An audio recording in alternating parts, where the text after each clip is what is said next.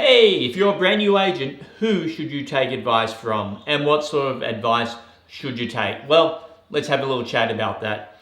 Number one, if you're listening to someone that's a real estate trainer / coach and they haven't sold real estate for 20, 30, 40, or even 50 years, I know some of them are out there that do this, take that advice with a grain of salt, because here's the problem. The advice they're giving you is not from their own real world experience. It's from another agent that they coach that has told them this works for them. So they don't actually know. So be very careful in that regard. Now, if they have sold real estate, but it was 10, 20, 30 years ago, take that with a grain of salt also, because what they're telling you may be a little bit out of date for today's market, especially from a social media marketing standpoint. So wrap that all together. Make sure you take advice from people that hopefully are in the business or have been in the business recently and have actually sold real estate, so they know what it's like to stand in front of that seller or stand in front of that buyer and know you've got virtually no money in your pocket and you've got bills and you need to put that deal together. Unless you've been in the business, you do not know what that feels like. Number two, and following on from that same theme, as a new agent to the business 30-something years ago, I'd never been in the environment where you have continued training. I thought, I get out of school, I had a job, did the training in that job, got into real estate, I don't have to learn or train anymore. Incorrect. I learned, and this had to be a process, that I need to devote time every single week to learning, and I still do that today, 34 years later. I would suggest at a bare minimum 1 hour per week dedicated to you, dedicated to learning your craft, dedicated to not just the actual skills of how to sell property and how to work with buyers and how to work with sellers, but also on the mental side of the business, how to stay up and how to stay healthy and how to stay vibrant and how to be the sort of person that consumers want to do business with. Because trust me, if you're I was going to say Debbie Downer, but I don't even know if that's sexist anymore, John Downer or Debbie Downer, no one wants to do business with you. You're no fun to be around. So be the sort of person that not only has experience, but they're kind of fun to be around. Number three, this is off topic a little bit, but it's okay to get mad or really upset. I was reading a thread the other day from another real estate trainer, and a person had typed in, if that's the right word, person had put a post and said, I'm really mad. My next door neighbor who I'd helped do A, B, C, D, and who I'd even given them tickets to the baseball, and I'd done this, and I'd helped them on their renovation, etc., etc. I drove home last night and there's a sign up the front of the house for sale with my competition. I've had it with this business. I'm going to start to be the bitch.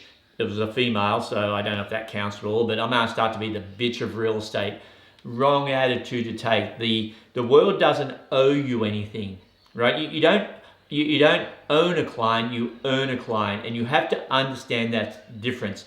Just because you've helped them with a renovation or a remodel, just because you've given them a couple of freebies, just because you live next door, doesn't matter. That doesn't mean you get the business. And the thing in real estate, you have to understand that. It's okay to get mad when that happens. Just have a limited time that you get mad for. In our office, Kim and I, my wife, we just have 15 minutes. 15, not 50, 15. And I repeated that because it sounded like I said 50. 15 minutes to get mad. Get as mad as you want. We actually had a big Hulk Hogan blow-up plastic doll that we could punch when we got mad.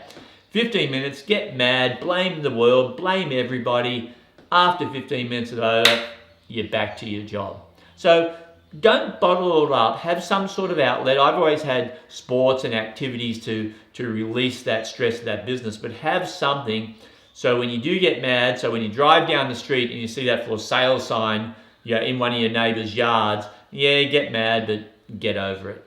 Number four, this is an interesting one, and I kind of learned this one the hard way, and I'm still not sure if it's advice that I would give you as a newer agent or not. It's called debt motivation. Very early in my career, I'd say around second or third year, we aligned ourselves with a trainer who believed in debt motivation. And debt motivation is go out, get yourself in debt, and that forces you to work hard. So at the time, I went out and bought a Porsche 911, which I could not really afford. We could afford it, but we couldn't afford it, if you know what I mean. And that forced us to have to sell a certain number of houses to pay for it. So we used to say things like, gee, if I buy a new car, that's only 2 more sales per year I have to get. Well, eventually that got to 5, 6, 7, and 8 sales a month just to cover overhead in our business. The problem with debt motivation, it's a lot of pressure. If you can't handle the pressure, it's not a good way to motivate yourself. And I kind of learned that in later years. We were in a mastermind group with a great bunch of real estate agents. Some of them I'm still in contact with today, decades and decades later.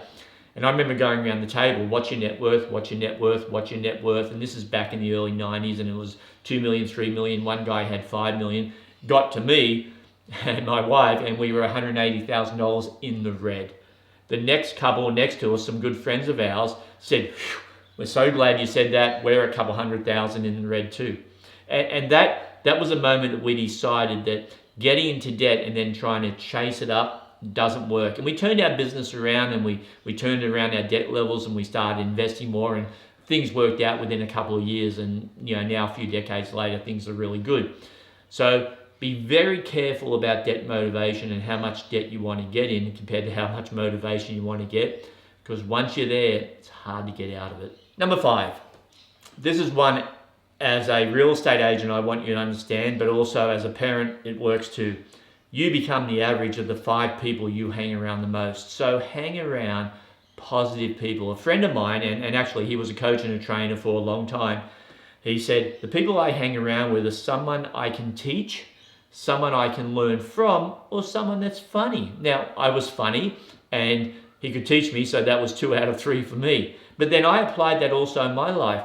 I want to be around people that either I can teach, or that I can learn from, or they're just funny and fun to be around. So be very careful who you hang out with in the office. Don't hang out with the agent that's always, oh, this real estate market sucks, and sellers suck, and buyers suck, and I hate this and I hate that, and bought a new car and then the servicing on it's real expensive. Get away from those people. There's no advantage to being around people that are negative all the time. Yeah, occasionally, okay, that happens, that's called life, but not all the time. So be very clear on who you surround yourself with, who you talk to. If you have an issue or a problem in your business, talk to someone that can support you through that problem, can help you move to the next level and to move past that problem. Don't stay in that problem. So that's it for today. Short one today. Please like and subscribe. Hit the bell if you want to be reminded for the next video. I do at least 2 videos per week now. And thanks for listening.